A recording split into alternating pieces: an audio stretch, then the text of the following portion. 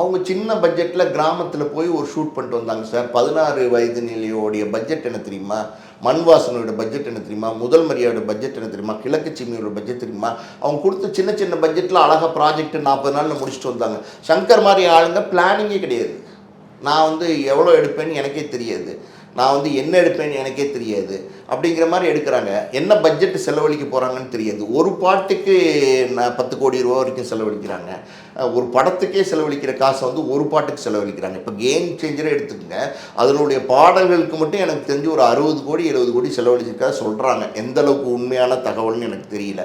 அப்படி செலவழிக்கும் போது உங்களுக்கு கால நேரம் எடுத்து தானே பண்ணணும். நிறைய பர்ஃபெக்ஷன் கொண்டு வந்தால் தான் முடியும். புரியுது உங்களுக்கு? ஒரு சின்ன இடத்துல ஒரு மிஸ் பண்ணிட்டீங்கன்னா எல்லாமே ட்ரால் ஆயிரும். இப்போ அதாவது கரெக்டாக சொல்லணும் அப்படின்னா, இப்போ அந்த காலத்தில் அது ஒரு விஷயம். இன்னொரு விஷயம் என்னென்னா, அந்த காலத்தில் இந்த ஃபாரினில் கூப்பிட்டு போகிறது, இந்த சுவிட்சர்லாண்டில் பூத்திருக்கிற பூக்களை காட்டுறது, அந்த பூக்கள் தோட்டத்து நடுவில் ஓட விடுறது, அப்புறம் 7 அழகு 8 அழகு உலகத்தில் அழகு உலக அதிசயங்கள் இதெல்லாம் கொண்டு போய் காமிக்கிறது. இதெல்லாம் எத்தனை வருஷத்துக்கு முன்னாடி?